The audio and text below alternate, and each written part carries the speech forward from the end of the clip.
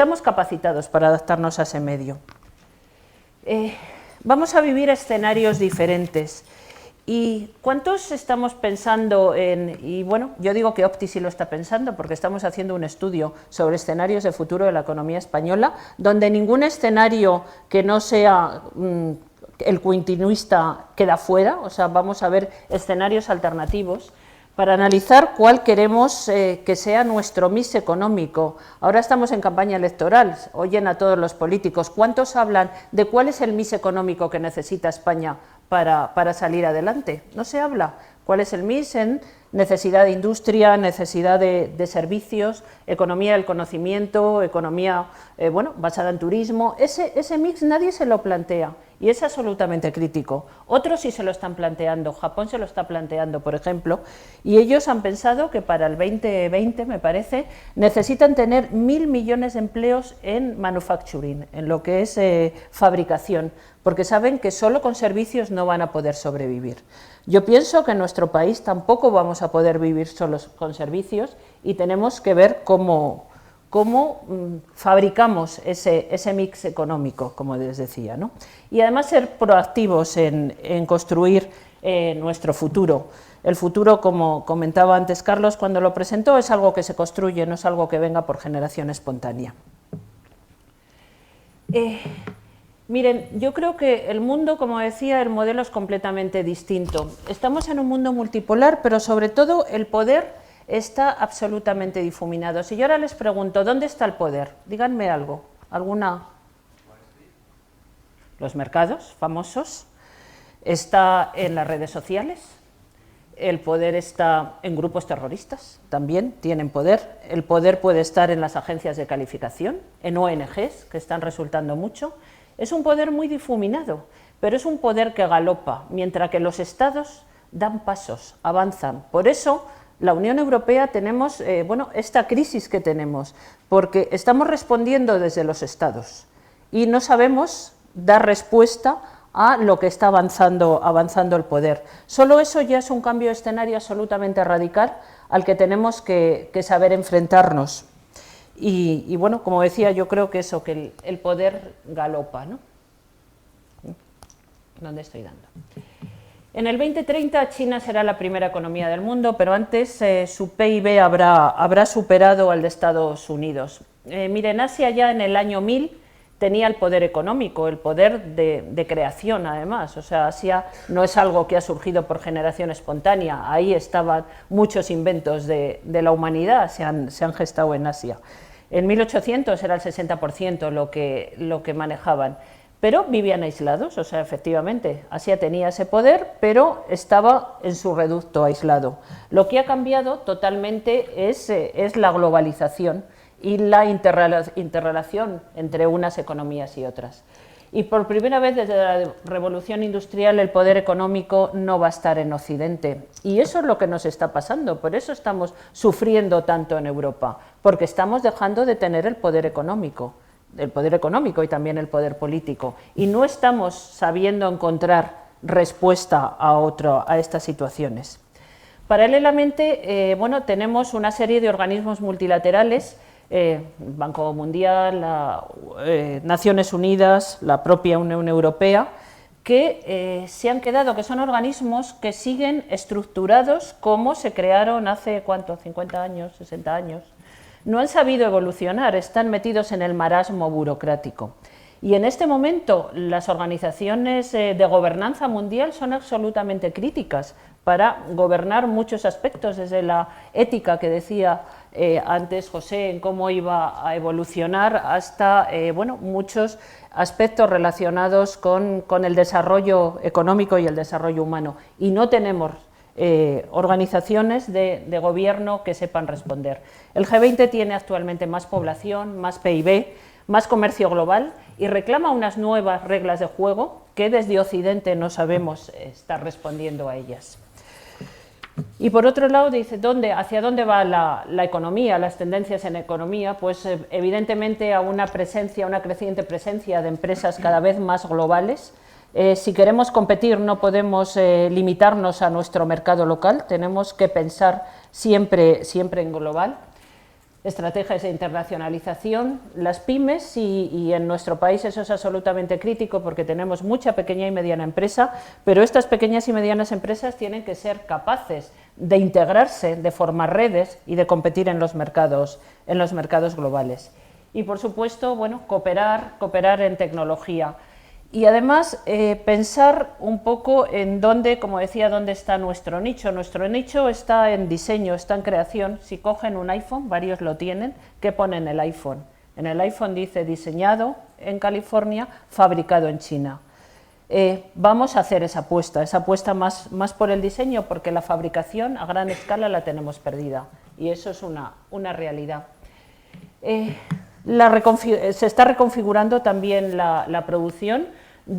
Una de cada dos máquinas herramientas la compra China, o sea, eso da una idea de cuál es el potencial de desarrollo. Y eso que nos lleva por supuesto a más demanda de materias primas, nos lleva a una clase media global que se está gestando de 1.000 millones de personas. Eso es un dato importantísimo, son 1.000 millones de consumidores, y tenemos que saber cuál es, desde nuestra posición de Occidente, cómo podemos dar respuesta a un nicho de esa parte de consumidores. Porque miren, ¿hasta cuándo Asia va a necesitar Occidente como su mercado?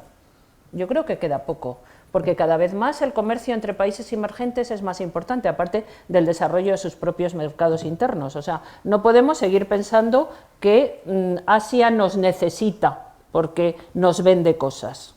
Ese es un criterio que tenemos que dejar de pensarlo. Y bueno, pues ahí hay muchos aspectos, todo lo que es la competición. Conocemos ya muchos coches que se fabrican bajo ese concepto de cooperar para fabricar, optimizar los procesos de fabricación y competir en el mercado internacional. Cómo ser capaces de integrarnos en redes globales de suministro. La relación entre sectores, mire, yo hablar de sectores ya me parece una antigüedad.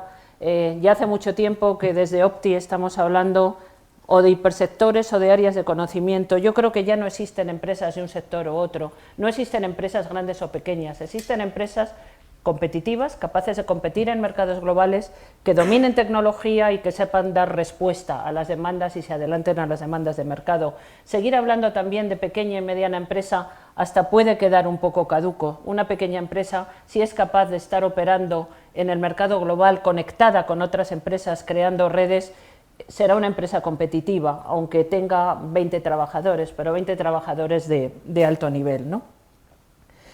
Y bueno, el crowdsourcing, el ser capaces de, con todas las tecnologías de la información, utilizar a la masa, no me gusta, es la palabra que se utiliza, no me gusta utilizarla, al conocimiento que hay en las personas para ayudarme hasta generar ideas y aportar ideas para mi conocimiento.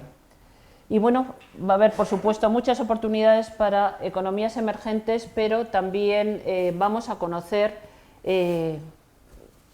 no sé cómo expresarlo, bueno, políticas proteccionistas y ataques al libre comercio, por un absurdo de querernos defender desde Occidente de las amenazas. No nos va a llevar a ningún lado esos proteccionismos, pero lo vamos también a conocer. ¿Y cuáles son los retos a los que se enfrenta el mundo? Bueno, pues por un lado, retos de efectos del cambio climático, una demanda mayor de energía. Esperemos que lo que nos decía José, que en 20 años la energía solar verdaderamente suponga un porcentaje muy alto del mix energético internacional, pero bueno, hay una demanda creciente de energía, flujos migratorios, pero de todo tipo. Hasta ahora aquí en Occidente hemos conocido el flujo migratorio de personas con poca formación que venían a hacer trabajos que no querían hacer los occidentales. Ahora están siendo los profesionales, los universitarios, los que se están yendo fuera. Esos flujos son enriquecedores, pero hay que saberlos manejar.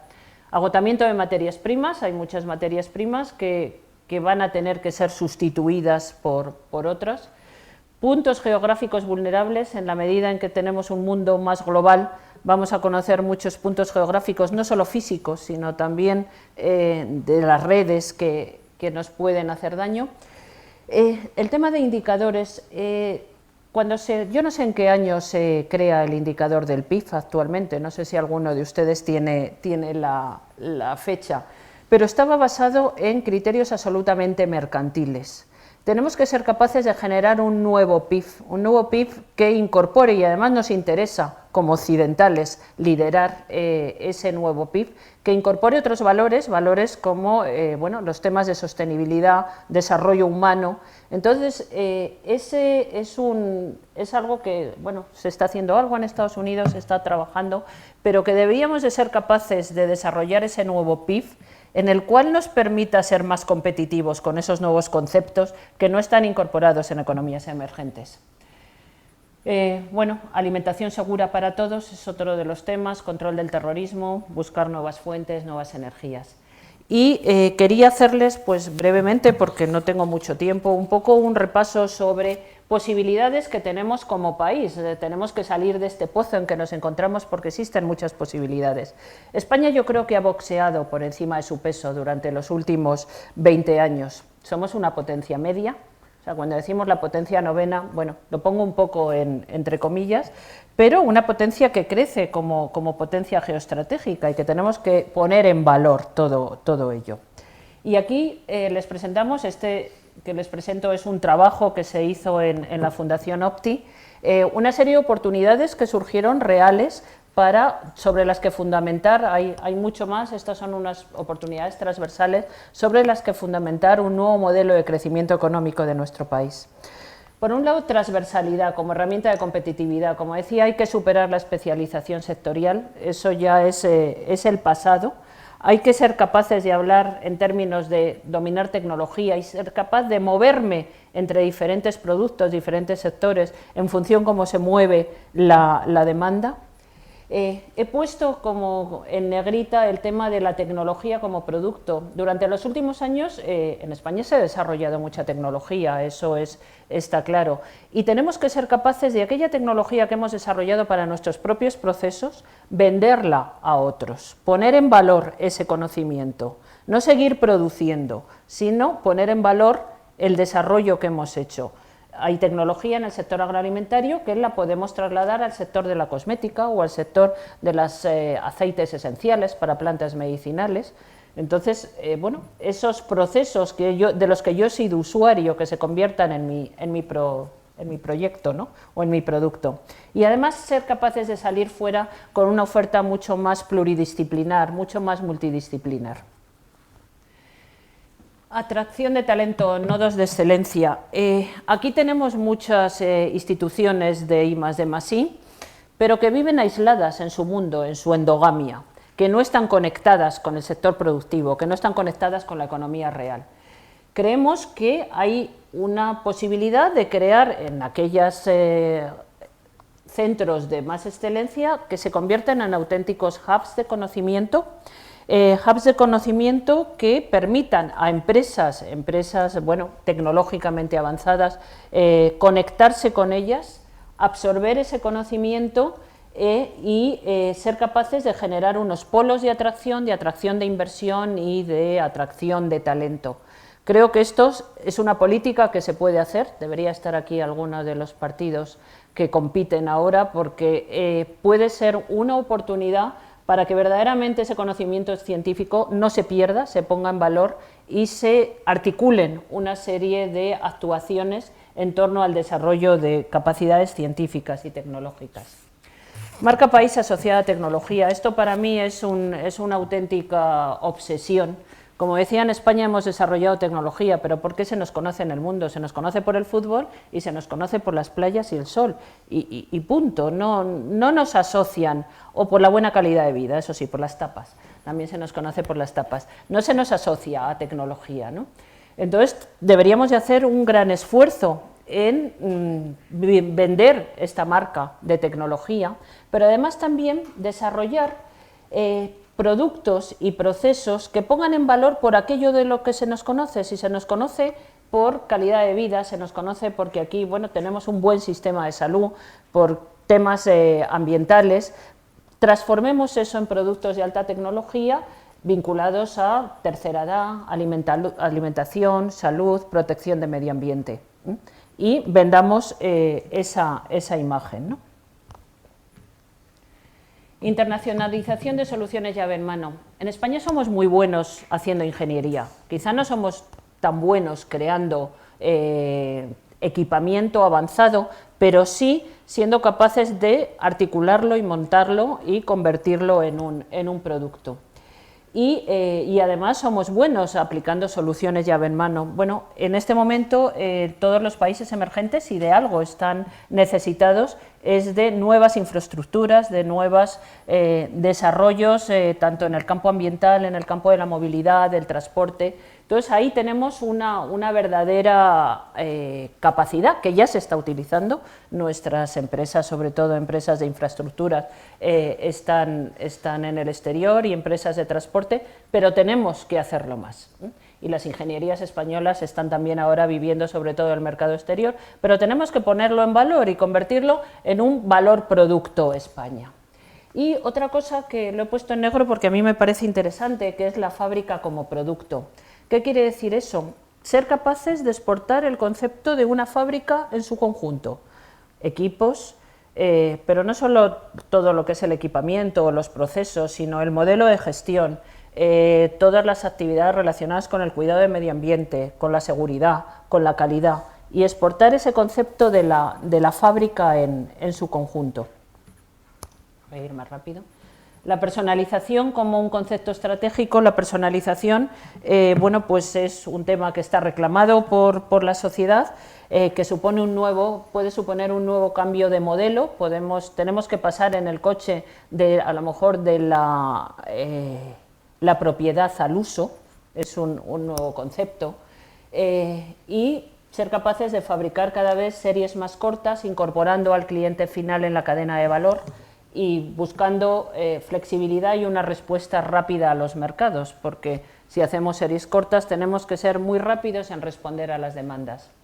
Apuestas por materiales sostenibles e inteligentes, materiales que cada vez tengan más propiedades avanzadas, ligeros, sostenibles, biocompatibles. Este es un gran campo de aplicación a muchísimos sectores y que puede generar un nuevo tejido tecnológico en nuestro país. El tema de ciudad. Esa es otra de las grandes tendencias. En el 2025 aproximadamente el 70% de la población mundial va a vivir en las ciudades. Y eso es un gran reto para cómo convertir esas ciudades en hacerlas algo cada vez más eficiente y a la vez más humano. Y hay retos en el campo de la movilidad, de la conectividad, de la sostenibilidad, de la gobernanza, buscar modelos avanzados de gobernanza, todos los aspectos, de poner en valor todos los aspectos interculturales y de ser capaces además de que esas ciudades avanzadas generen información e innovación y atraigan innovación. Entonces, bueno, ese es un gran reto que existe, en el cual España podía también desarrollar un programa de ciudad inteligente y ponerlo en marcha. España, plataforma logística en Sur Europa. Esto, bueno, pues es algo que se está ya poniendo en marcha con los famosos ejes. Tenemos una situación geoestratégica privilegiada que debemos de poner en valor, siendo capaces de tener infraestructuras intermodales muy avanzadas en todo lo que es el transporte de mercancías, sobre todo también de personas, siendo capaces de atraer a este país operadores internacionales y desarrollar en torno a ello toda una serie de servicios de alto avanzado valor tecnológico. Alimentos para la salud. Estamos en un mundo con un consumidor cada vez más exigente y tenemos el lujo de tener en España unas empresas y unos centros tecnológicos en relación con la alimentación absolutamente avanzados y tecnológicamente competitivos a tope en el mercado internacional. Tenemos alta capacidad tecnológica que puede ayudarnos a desarrollar y vender tecnología y desarrollo e innovación de muy alto nivel, venderlo fuera, desarrollar una nueva generación de alimentos basados en avances de nutrigenómica, ir hacia dietas mucho más personalizadas y además tener en ello un liderazgo internacional. Yo creo que esto debería de ser una apuesta importante también de todos, de nuestras administraciones, para avanzar en esa línea. Y si en la alimentación tenemos una oportunidad, en el sector sanitario tenemos otra. El sector sanitario para mí se debería de considerar como una infraestructura crítica. Hablamos de infraestructuras críticas, de los grandes centros de generación de energía, siempre estamos hablando de ese tipo de infraestructuras, pero el modelo sanitario por dos razones, una porque es la que se cuida de nosotros y por otro porque es capaz de generar empleo de alto valor y además muchísima tecnología. Entonces, nuevos modelos basados y centrados no en los procesos como es actualmente, sino centrados en el paciente, buscar y apoyarnos en nuevos métodos de diagnóstico avanzado que permitan prevenir enfermedades. Esa ciudad del futuro o esa sociedad del futuro que nos pintaba José, en el cual vamos a ser más mayores, bueno, vamos a utilizar, bueno, por lo que decía, ser la enfermedad como la vejez como enfermedad, ¿no? Ese es un poco el concepto. Entonces, pero eso supone enfermedades crónicas, supone gasto sanitario, eso implica mucho gasto sanitario. Entonces, todo lo que es gestión del envejecimiento, gestión de crónicos, telemonitorización, teleasistencia, hay muchísimo trabajo por hacer, muchísimas oportunidades de desarrollar productos y servicios, y hay que buscar, eso sí, modelos de negocio, porque no podemos pretender que todo esto lo pague el Estado, olvidémonos en el momento que estamos. Entonces, habrá que avanzar hacia modelos de negocio, de partenariado público-privado diferentes, que hagan posible que tengamos esta cobertura y este desarrollo. El agua, al igual que decía antes en la alimentación, también en el agua tenemos buenas empresas, pymes muy especializadas, buen conocimiento científico-tecnológico y también bueno, podemos hacer una apuesta importante por este sector. Una nueva generación de renovables, yo digo a precios competitivos, porque ese es el challenge. El renovables ha sido una energía de países ricos hasta ahora, se tiene que convertir en la energía de todos y ahí es donde está. Y ahí España tiene muchísimas oportunidades en todo lo que es una nueva generación de eólica, lo que es biomasa, solar de concentración, por supuesto, e ir bueno, pues desarrollando ese tipo de tecnologías, todo lo que sería integración en la red, integración en edificación. La seguridad, bueno, la seguridad es un reto global y es un mercado tremendo. También tenemos buena posición de partida, tenemos buenos desarrollos tecnológicos para protección de infraestructuras críticas, experiencia en vigilancia de fronteras, liderazgo en temas de simulación y control. Hay iniciativas sobre temas de plataformas no tripuladas, o sea, hay también una oportunidad en un mercado que cada vez va a demandar más seguridad y en un mercado, además, absolutamente global. Y por último, como oportunidad, pues el idioma español. Yo creo que tenemos un privilegio que no sabemos ponerlo en valor. Lo hablan 500 millones de personas, hemos tenido el lujo de tener aquí a José Cordeiro hablando en nuestro idioma y cuando estuvimos la últimamente juntos en Lima estábamos personas de diferentes países de Latinoamérica todos hablando el mismo idioma. Eso es un lujo, pero no solo es un lujo, es un valor económico y es un valor económico que debemos de desarrollar buscando un cierto liderazgo en todo lo que es industria de contenidos digitales, tanto en el campo editorial como de ocio. En ocio tenemos buenas empresas que hacen contenidos digitales a nivel de educación, contenidos específicos para grupos de población como tercera edad, todo ello buscando alianzas además con países de América Latina. Pero para conseguir esto pues hace falta algunas acciones clave. Impulsar la colaboración entre empresas, ese es un problema que tenemos en España. En España colaboramos poco y colaboramos mal. No estamos educados en esta habilidad y necesitamos que las empresas se unan para tener masa crítica, para exportar, para innovar. Miren, aquí se han creado durante los últimos años un montón de lo que se llama plataformas tecnológicas, y por si no era poco, había unas que creaba el Ministerio de Innovación y otras el Ministerio de Industria.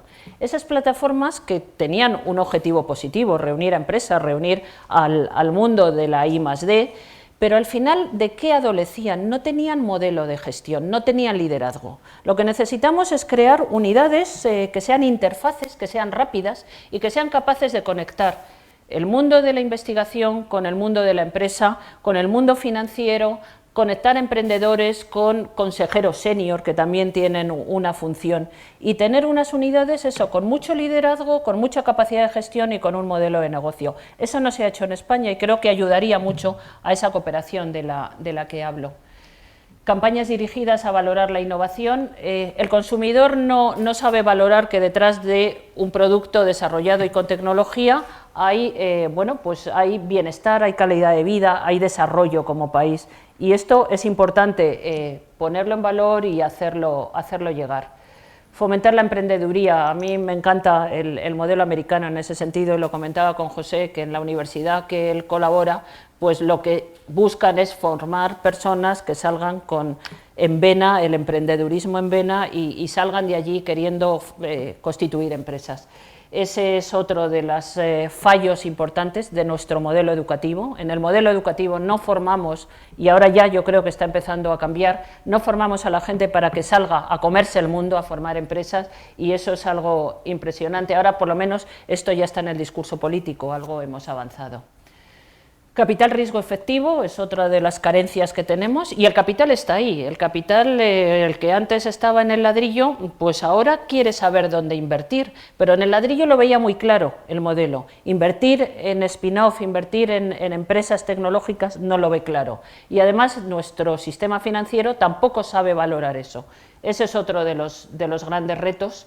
Y bueno, buscar nuevos instrumentos y buscar muchos mecanismos de partenariado público-privado, porque como decía, el dinero público cada vez va a ser más escaso y tenemos que saber utilizarlo de forma eficiente y además aliarnos. Cuando se habla, por ejemplo, en sanidad de colaboración entre la sanidad pública y privada, hay gente que le parece eso un escándalo. Bueno, es absurdo. O sea, hay un concepto de lo público que parece que nunca tiene que estar trabajando con lo privado.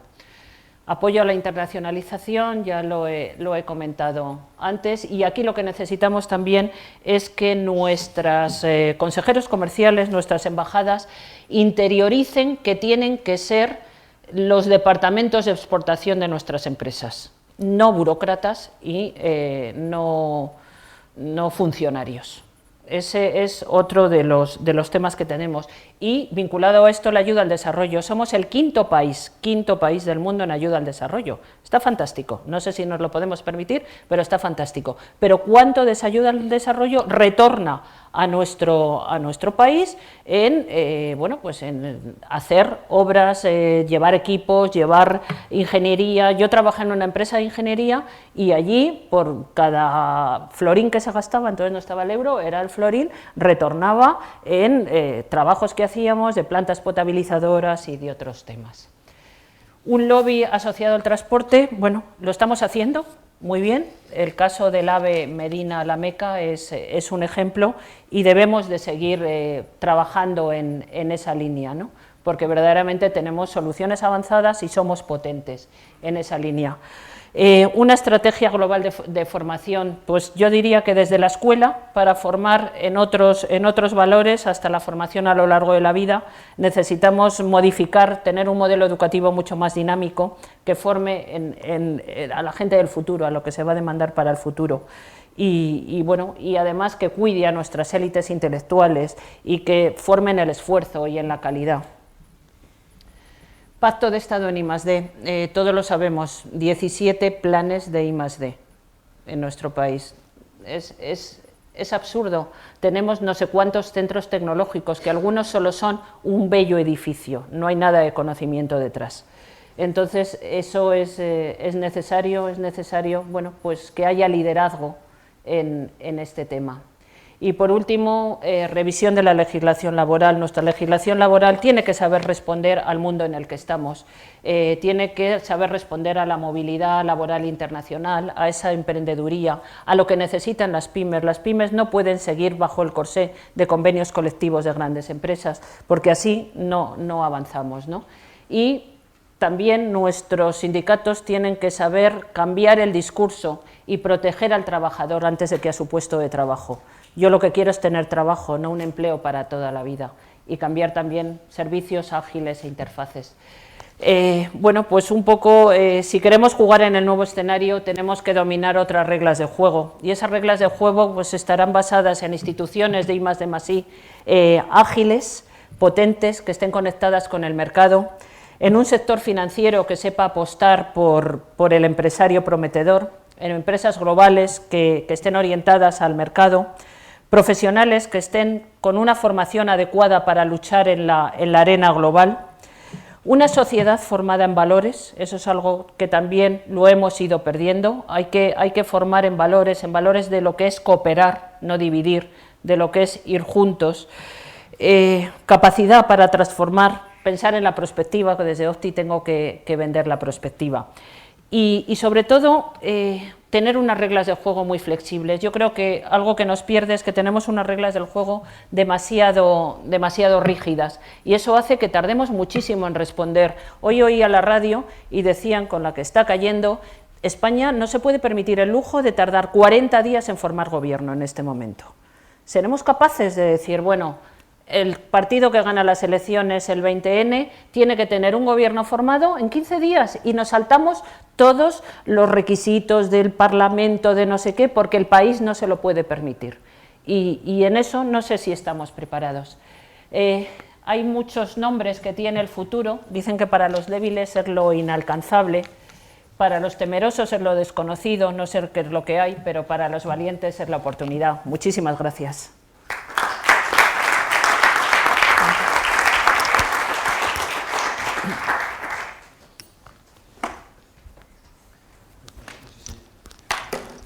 Sí, me funciona. Muchas gracias, Ana, muchas gracias, José. Muy sugerentes vuestras dos visiones, ¿no?, del futuro y de lo que estamos haciendo, ¿no?, ahora mismo.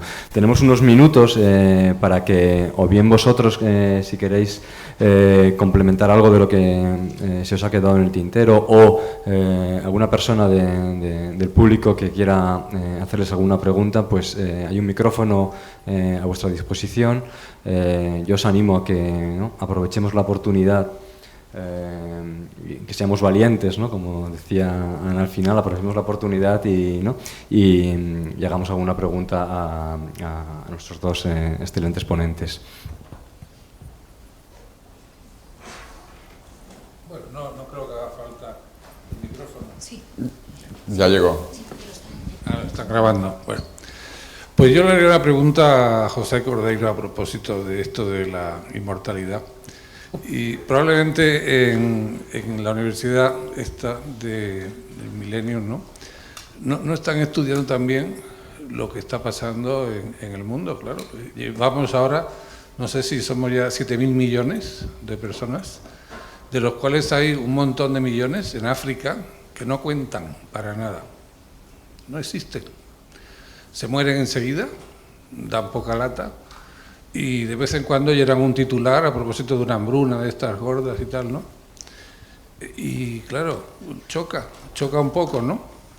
O sea, unos señores pueden vivir eternamente mientras otros no llegan a los 30 años. ¿Qué me puedes decir sobre esto? Bueno, la belleza de estas tecnologías es que se están abaratando a una velocidad increíble, ¿eh? Pensar los equipos móviles que tenemos, las computadoras y todos los tratamientos médicos del futuro van a ser sumamente baratos. Lo que quiero decir es que esto es importante para los países más pobres, específicamente para África, que dice, o también incluso India, que sigue siendo sumamente pobre, o Bangladesh, Indonesia, que son países poblados pero muy pobres, donde no sabemos cuántos Einsteins están ahí por descubrir, cuántos científicos, pero ahora gracias a estas tecnologías ellos van a tener acceso a todo el conocimiento y van a utilizar su cerebro. Y mencioné antes que la estructura más compleja en el universo es el cerebro humano, o sea, es lo más valoroso, no. Valioso, gracias, que tenemos. Entonces no debemos desaprovechar esto, y con estas nuevas tecnologías ellos también van a vivir mucho más, van a utilizar su cerebro mucho más, y vamos a tener descubrimientos aún mejores.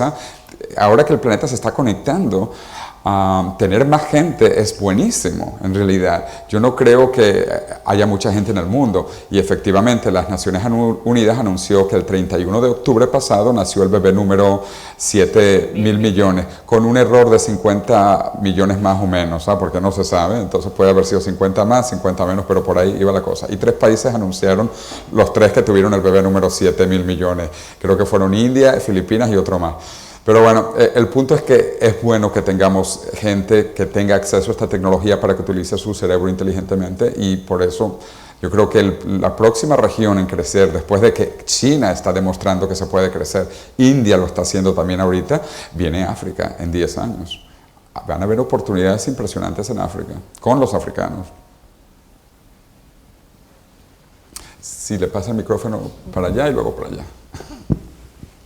Bueno, yo lo primero, felicitar a los 2 ponentes, entonces voy a empezar con uno y voy a acabar con otro, ¿no? En el buen sentido. Me he quedado con la idea que lo que mostraste es así, porque yo empecé hace 32 años en el mundo de la empresa, entonces yo conocí las últimas tarjetas perforadas, incluso de esos floppies que tienes ahí todavía les tengo en casa, ¿no? Entonces, ahora conecto con tu compañera, porque en esos 32 años que yo he estado en el mundo de la empresa he visto esa evolución, pero en el mundo del liderazgo, palabra clave que es la que me gusta a mí, pues seguimos en la caca, con perdón. Entonces, el reto para Ana es que yo, por mucha investigación y por compañeros que tengo, como estos que tengo al lado, que es una maravilla, que quieren hacer cosas para cambiar, pues entonces estoy solo. Quiero decir, necesitaría una fundación que, si cree en nosotros, pues aunque sea una pequeña, algo que nos ayude a demostrar que sabemos hacerlo. Muchas gracias. Mire, nosotros hemos desarrollado un trabajo con pymes tecnológicas recientemente, y una de las cosas que salieron es que decían las pymes, nosotros innovamos, pero no pongan el peso de la innovación solo en nosotros. Nosotros no podemos innovar bien si no innovan las administraciones, siendo más ágiles, menos burocráticas, si no innova la universidad, siendo menos endogámica y más abierta a la sociedad, si no innova, pues no sé, nuestro modelo regulador de alguna manera. Entonces, esas son las necesidades. Yo creo que en nuestro país no faltan empresarios, que los hay, aunque no tengamos ese emprendedurismo en vena que decía, ¿no? Pero lo que tenemos mal son las estructuras que acompañan al empresario.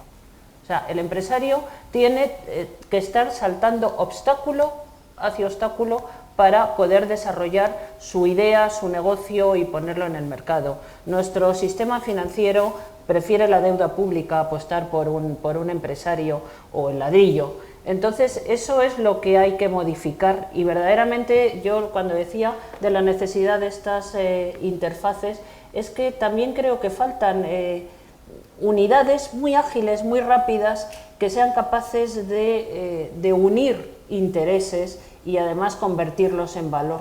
Y estoy completamente de acuerdo, pero lo seguiré contando. De esto, lo que usted dice, de una fundación, o bueno, no tiene por qué ser fundación, puede ser bueno, una unidad que verdaderamente sea capaz de ayudar a que las buenas ideas que hay por ahí se conviertan en realidades empresariales. Yo solo agregaría, bueno, además de que estoy totalmente de acuerdo, pero que lo que está ocurriendo es que el cambio tecnológico es exponencial, y el cambio humano o no es cambio o es lineal. Entonces hay un gap impresionante en todo esto, y quizás va a ser la inteligencia artificial la que nos va a ayudar. Si la inteligencia humana no pudo resolver algunos problemas, como el hecho de la pobreza en África, que es absolutamente injustificable, porque el planeta Tierra es riquísimo en realidad en recursos, pero han sido las malas administraciones, sobre todo los malos burócratas, o como yo llamo burrócratas, los que han mantenido a la humanidad en el subdesarrollo. Entonces, debe ser que a lo mejor la inteligencia artificial va a ayudarnos a resolver los problemas que no hemos resuelto hasta el momento. Bien, yo tenía una pregunta también para José Cordeiro. Analizando un poquitín las asignaturas que se dan en la Universidad de la Singularidad, ha pasado por una, que es la política, la ley y la ética. Y esto me permite conectar con la primera de las intervenciones, las preguntas que ha habido, ¿no?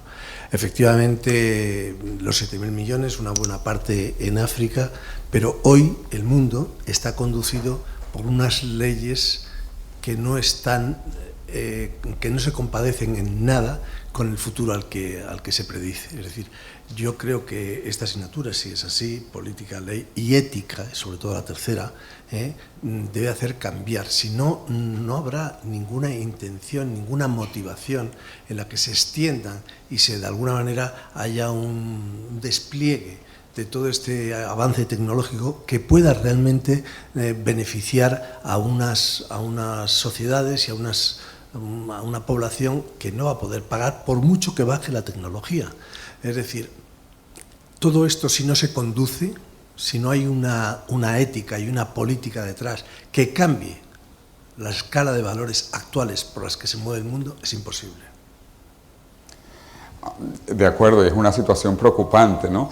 Por eso es que efectivamente está esta materia entre los cursos que tenemos en la universidad, que de nuevo, esa no es mi área es la parte de energía y el tema ambiental, pero dos cosas que yo creo que vale la pena enfatizar. Uno es que existe una competencia planetaria.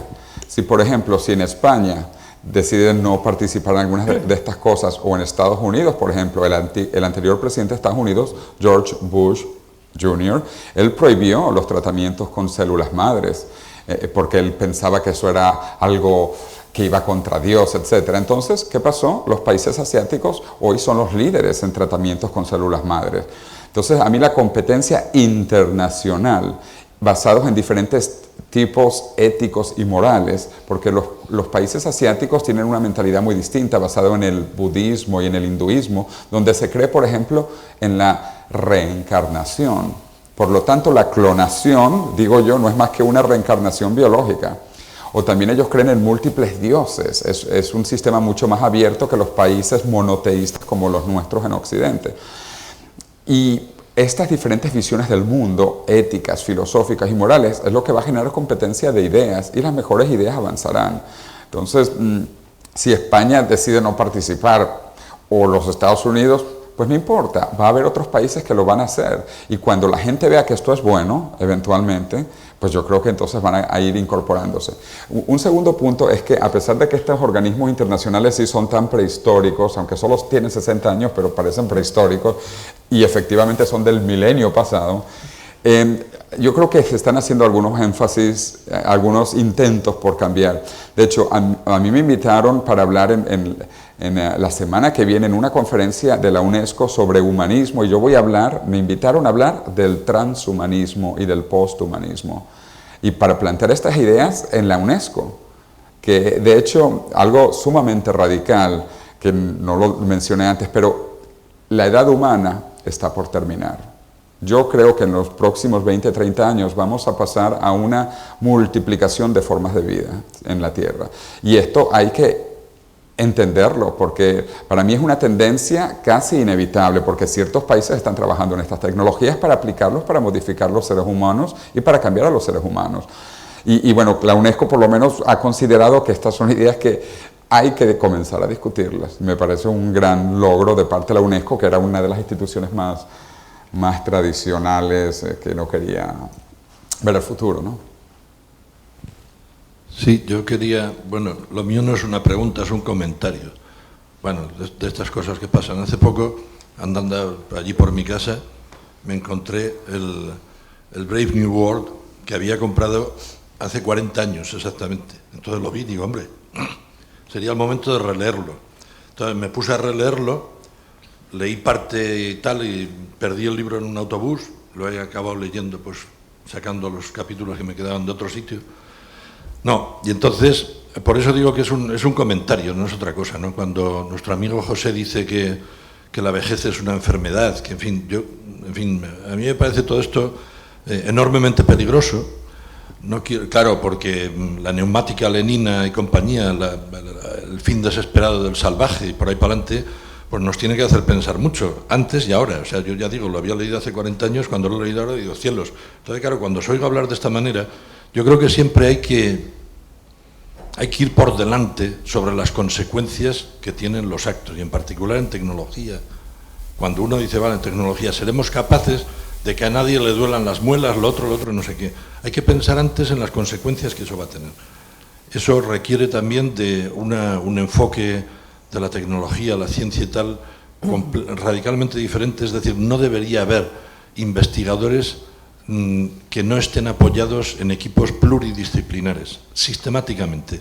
A mí no me vale los señores que investigan el genoma humano, avanzan, bueno, perfecto, avanzan, lo mismo que se avanzó en la energía nuclear y entonces pues, no se sabe si acaba en bomba atómica o acaba en medicina nuclear, lo cual es maravilloso, ¿no?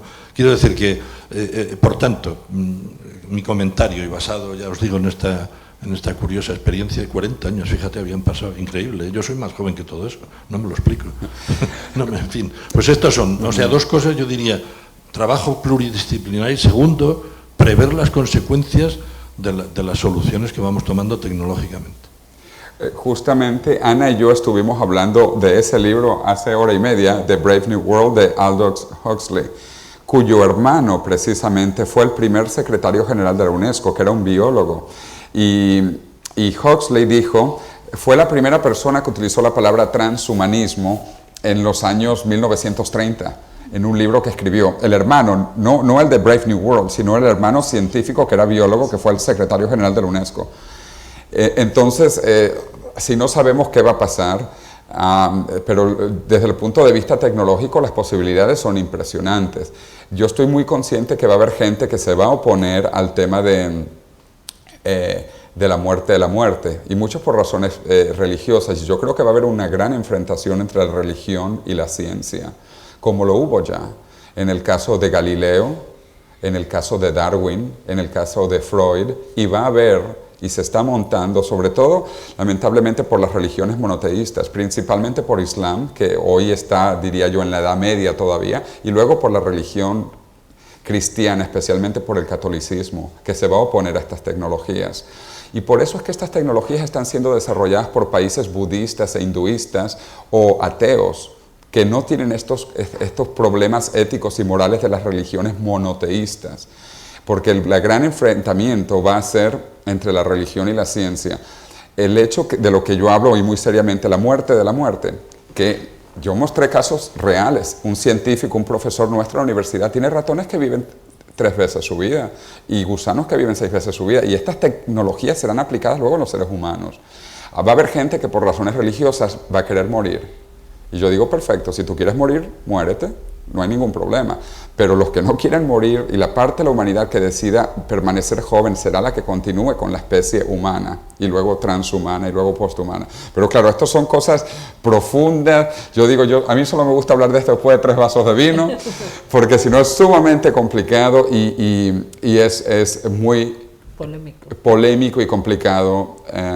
Por no ir más allá, pero y van a haber enfrentamientos. Bueno, ya los hay ahorita con Islam, y esto va a ser mucho más profundo, incluso con la religión católica.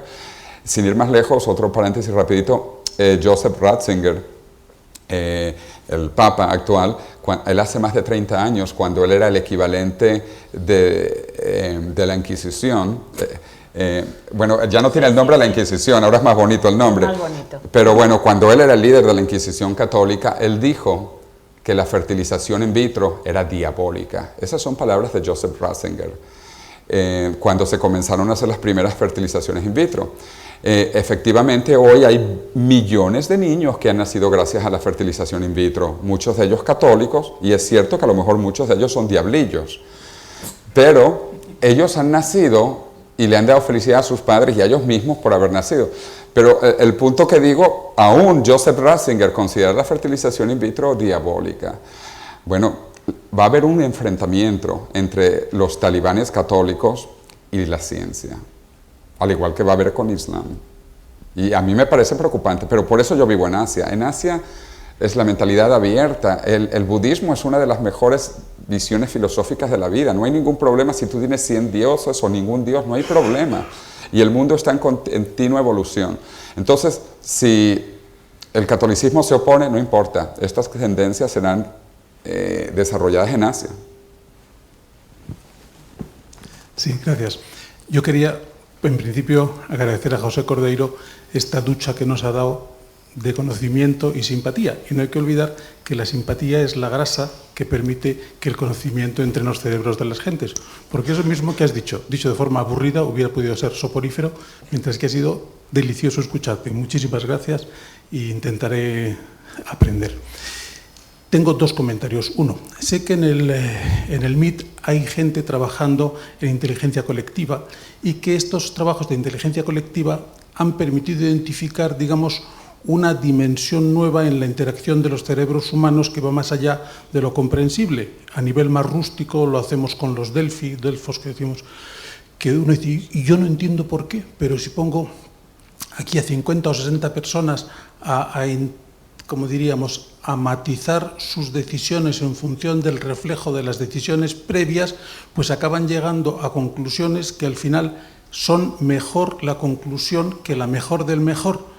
¿Y cómo es eso posible? Ahí hay probablemente un espacio a estudiar que todavía no conocemos, que está quizás en una tercera dimensión de la, digamos, computación lineal de la suma de cerebros humanos, y que tengo la sensación de que podría ser otra vía y que probablemente tú me puedes poner al día de ello, porque claro, uno que tiene otras cosas que hacer, pues no está tan al día de eso. Y un poco en esa misma línea estamos pensando que el futuro está lleno de promesas, estamos viendo una línea magnífica, maravillosa, un futuro fantástico. A veces me siento como en una moto a 300 kilómetros por hora, consciente de que un golpe de viento significa un bofetón descomunal. En perspectiva, el tema de las wildcards, de los eventos, como diríamos, imprevisibles, pero de efectos inmensos, me hace pensar que no solamente podemos llegar al hombre transhumano, sino también, si en una de esas, por qué sé yo, qué mala suerte, los cerebros en vez de funcionar de forma cooperativa funcionan en forma destructiva, nos podemos pegar un bofetón absolutamente inmenso. Entre los escenarios sobre los que trabajas, ¿qué probabilidad le das a esa wild card que nos lleve al super bofetón? Sí, bueno, primero, sobre inteligencia colectiva. Efectivamente, en MIT se fundó hace más de 5 años un centro de inteligencia colectiva, lo dirige el doctor Malone. Nosotros, en el Millennium Project, hemos estado colaborando con él. Es más, mañana el director general del Millennium Project, que va a estar aquí en Madrid, en el evento de la Gran Vía, mañana de 10 a 12, Gran Vía número 24, Madrid Emprende, él está trabajando en esto. Tenemos un capítulo entero sobre el tema de inteligencia colectiva, que es una nueva modalidad que efectivamente no la conocíamos. Cómo las inteligencias trabajando por separado crean algo que realmente tiene muchísimo valor y a veces inesperado. El caso de Wikipedia, por ejemplo. Aunque mucha gente no considera Wikipedia inteligencia colectiva, pero igual es fascinante cómo personas que no se conocen aportan libremente su tiempo y generan algo que es hermosísimo. Hay estudios comparando Wikipedia con la Enciclopedia Británica y una correlación del 90 y pico %, con la diferencia que Wikipedia siempre además está actualizado, está en múltiples idiomas, etcétera, etcétera. Entonces el tema de inteligencia colectiva es realmente fascinante. Nosotros tenemos un capítulo sobre eso en el libro que vamos a lanzar mañana en Madrid y el director de esto va a estar con nosotros mañana, así que a él le puede preguntar todavía más sobre el tema de inteligencia colectiva, aunque yo conozco lo que hace el centro en MIT. El segundo tema sobre la parte que va a pasar, bueno, los cisnes negros también se suelen llamar ahora, ¿no? Esto de las wildcards, cisnes negros, es realmente imprevisible y por eso se llama singularidad, porque no sabemos qué va a pasar. Y por eso tenemos que tratar de prepararnos y por eso tenemos la clase esta de Political Law and Ethics, porque yo sí creo, y todos los que estamos trabajando en la Universidad de la Singularidad con el apoyo de la NASA y de Google, y déjeme que le diga que a nivel organizacional en los Estados Unidos está muy difícil estar sobre la NASA y Google, para que vea lo que está, y tenemos ahí muchísimo apoyo directamente de Larry Page, uno de los fundadores de Google, porque él dice Google es inteligencia artificial y Google pronto va a saber más que cualquier humano, con la capacidad de pensar. Esto lo piensa Larry Page, que es de nuestros profesores también en la universidad. Las consecuencias de esto son absolutamente imprevisibles. Cuando tengamos esta nube, porque esto es, a diferencia de Watson, que es una computadora física de IBM, Google está en la nube. Es que esa otra versión de esto no es algo físico, sino algo más bien software que está en la nube, con la capacidad de procesamiento mayor que los humanos. Bueno, por un lado, esto puede ser lo que se conoce como el escenario Skynet, que en Terminator 4, Skynet, si se acuerdan de la película, Skynet es esa inteligencia artificial diabólica, que por cierto es de San Francisco, donde está Google. O sea, mucha gente dice que Skynet es Google y que hacia allá va Google. Bueno, el punto es que es impredecible lo que va a pasar, pero las tendencias es que esto viene por ahí y ya no hay solo Google de Estados Unidos, los chinos tienen la suya, también está Baidu y Baidu quiere ser inteligencia artificial antes que Google. Entonces, por eso digo, no importa, si no los Estados Unidos, lo va a hacer China. Y con consecuencias impredecibles. Ahora, ¿qué es lo que nosotros pensamos y esperamos? En el proceso evolutivo, la evolución siempre ha superado y ha alcanzado niveles éticos mejores y mayores que las formas vivas anteriores. Entonces, nosotros esperamos que esta forma posthumana va a ser más ética que nosotros, los humanos. De hecho, nosotros los humanos de ética nos falta muchísimo. Y solo hay que ver la situación del mundo hoy en día. No solo hablar de África, podemos hablar de cantidad de problemas éticos aquí en España o en cualquier otra parte del mundo. Entonces, de ética, a los humanos, ¿quién ha dicho que nosotros somos lo mejor de lo mejor? Nosotros somos enormemente poco éticos. Entonces, estas inteligencias artificiales probablemente sean mucho más éticas que los humanos. Y por eso hablé del caso de los robots. Los robots en Japón son considerados mejores que los humanos. Mejores que los humanos. Y Japón es líder mundial en robótica y ellos van a continuar en esto. De hecho, después de Corea, voy a estar en Japón hablando de robótica también. Es reunido con un amigo mío que tiene una fábrica de robots. También les comento, a partir del año 2015, en Corea y Japón son fascinantes. Yo les recomiendo que vean todas las cosas que están pasando. Corea anunció que va a eliminar los libros a partir del año 2015. No van a existir libros físicos de papel, todo van a ser tabletas, o sea, tablets con todo esto. Y los robots van a ser los nuevos profesores de inglés en Corea también a partir del año 2015 y en Japón. La interacción robot-humano es increíble. Sobre todo Japón, que es una sociedad muy vieja. La edad promedio de los japoneses es muy alta. Japón está muriendo demográficamente, por eso es importante que la gente no muera y que se pueda envejecer, porque Japón está perdiendo población. Es lo que va a pasar pronto en España, en Italia, en Rusia, en Alemania. Son países que demográficamente están comenzando a caer. Pero bueno, entonces nosotros pensamos que esta inteligencia artificial va a ser un wild card o un cisne negro, pero del lado bueno, y va a ayudarnos a resolver los problemas que no hemos sabido resolver los humanos con toda nuestra superética. Tenemos que ir terminando, entonces si os parece hacemos una ronda, hay creo 3 preguntas, ¿no? ¿Tú querías preguntar aquí, Patricia? Iba a decir con lo de Corea, pero Corea tiene un proyecto país, claro. Algo que le falta a Europa. Tiene un proyecto de futuro. Discúlpame, hacemos las tres preguntas seguidas, si os parece, y ya contestamos y terminamos, que tenemos un acto en 20 minutos que se solapa, si no. Entonces, las 3 preguntas consecutivas y luego una última ronda de respuestas. Bueno, aparte de felicitarles a los dos por la charla, mi pregunta es para José y es muy sencilla. Es un poco que nos expliques en qué consiste el concurso Jeopardy, porque nos has contado lo de Watson. Yo estoy pensando en el test de Turing para medir en qué momento se puede considerar que una inteligencia artificial... Bueno, es un test que consiste, digamos, en conseguir que una máquina engañe a un juez humano haciéndose pasar por humana, sí, que es un test que propuso Turing para ver que habíamos alcanzado ese punto de inteligencia artificial. Entonces, me gustaría que nos contaras en qué consiste Jeopardy para ver un poco en relación con el test en qué punto estamos. Y delante hay una pregunta también. Aquí.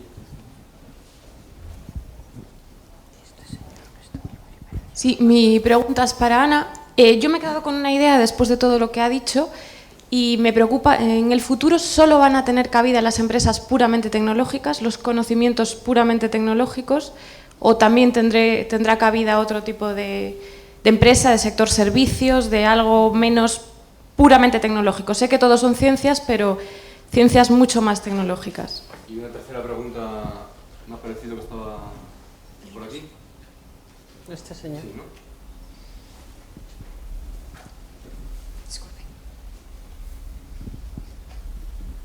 Por favor, me llamo Francisco Navarro. Ha comentado usted que se crea vida con una bacteria nueva, pero ¿no se ha partido de vida también? ¿Se puede decir que es crear vida? ¿O es una recombinación? No vida. Bueno, vida sí, pero no una creación de vida como entendemos crear, como la creación del mundo, sino que parte ya de vida, de trozos de otras vidas. Sí. Vamos rápido. Bueno, primero, esta noche, ¿tu programa es en vivo de radio? Porque estamos en un programa de radio aquí con Ana, entonces trataremos de responder estas cosas. También, entonces, para que lo escuchen, ¿en qué radio es? Gestiona radio a las 6:30. Ok, y mañana a las 10 de la mañana... José siempre mete la cuña publicitaria, claro. Me encanta. Y mañana... ¿A ti no es de vergüenza hacer esas cosas? No, yo creo que porque la gente aquí es muy interesante e interesada, por lo tanto es bueno que sigamos compartiendo. Además, luego si tomamos 3 vinos tintos, hablamos de cosas más interesantes luego. Pero bueno, las 2 preguntas muy interesantes para mí, lo de Jeopardy. Bueno, Jeopardy, como mencioné, es algo parecido a Quién quiere ser millonario. Pero de nuevo le meten partes que tienen muchas ironías y chistes. Lo que han hecho las computadoras básicamente es que se han leído todos los libros y pues cuando les hacen, ellas tratan de hacer correlaciones estadísticas, ¿no? Y lo interesante es que tú puedes ver el grado de seguridad con el que Watson responde. Si Watson está 100% seguro o está 80% seguro o 70%. Los humanos hacemos lo mismo. Cuando no estamos seguros, igual respondemos a lo que venga, ¿no? Solo que Watson lo hace un poco más inteligentemente. Como Watson eventualmente y Google va a tener todo el conocimiento y de todos los humanos, pues va a ser imposible competir contra Google. Pero bueno, en eso consiste Jeopardy. Igual te recomiendo que veas la página de Wikipedia o que vayas directamente a Jeopardy para que incluso veas los programas, porque Watson también se equivocó en unas preguntas. Y tú puedes ver cómo razona Watson, porque claro, no piensa como los humanos, pero es que da igual, el promedio responde mucho mejor que los humanos. ¿Pero hay pensamiento lateral implicado? No, es un proceso de correlaciones estadísticas de las cosas que trata de... Igual que hace las traducciones de Google Translate es un proceso estadístico. Google Translate es distinto a las traducciones anteriores de que tú tenías que saber el idioma y dónde se pone el verbo y dónde se pone el sustantivo y los artículos. Google Translation no le importa nada de eso. Es un proceso netamente estadístico. Y, claro, por eso todavía, con subrayado, todavía las computadoras no tienen el número de transistores que tenemos nosotros, pero por eso, repito, es una cuestión de tiempo. En 20 años van a tener más transistores que nosotros y ahí el proceso va a cambiar. Y van a pensar distintos que nosotros, pero van a pensar mejor. Y además con un grado de confiabilidad estadística. O sea, te van a decir, mira, yo creo que esto se debería resolver así con el 74,32% para tener el mejor resultado. Los humanos no. Funcionamos así. Pero bueno, el segundo punto sobre lo que es la vida. Esto de nuevo entra mucho en la teoría de la ciencia ficción. Se estima que en el universo pueden haber diferentes formas de vida. La vida que creó este científico que se llama Craig Venter estuvo basado en una bacteria ya existente. Él simplemente agarró el cromosoma de las bacterias que son circulares, además son muy sencillos, son cromosomas circulares, le hizo algunos cambios como poner su nombre. Él puso su nombre en ATGC, él lo escribió su nombre, que son el código binario, que es adenina, tiamina, guanina y citosina, y escribió su nombre y algunas frases literarias que han quedado dentro del genoma de la bacteria. Pero la parte mayor de la bacteria, por decirlo así, que si el hígado, el riñón, el corazón, los copió tal cual y los puso como piezas de Lego. Esta pieza es el corazón, esta pieza es el riñón. Y entonces los fue poniendo y los combinó, pero bajo el sistema de ADN que existe en la Tierra. Una cosa muy interesante para poner lo que acaba de pasar en los últimos 2 meses, en unos meteoritos que analizó la NASA, se acaban de encontrar compuestos orgánicos similares a los de la Tierra. Lo que significa es que en otras partes del universo, y este también va a ser un problema con la religión, que en otras partes del universo puede haber formas de vida similares a la terrestre, pero hay mucha biología que va a ser distinta a la que nosotros conocemos, y esto es un tema enormemente discutido en la ciencia ficción, pero que es real.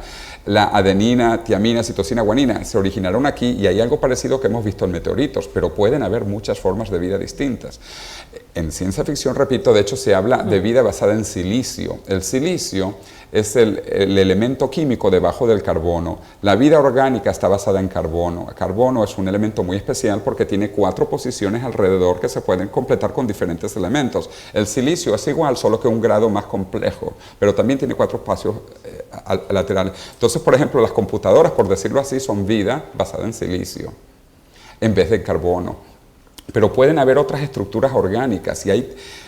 Véalo, si le interesa el tema, en Wikipedia, como siempre, tiene un artículo muy bueno, muy interesante sobre posibles modelos alternativos de vida. Pero, para terminar con su pregunta, efectivamente, el científico Craig Venter agarró una bacteria existente y le hizo unos pequeños cambios. Entonces, no ha inventado la vida marciana, por decirlo así.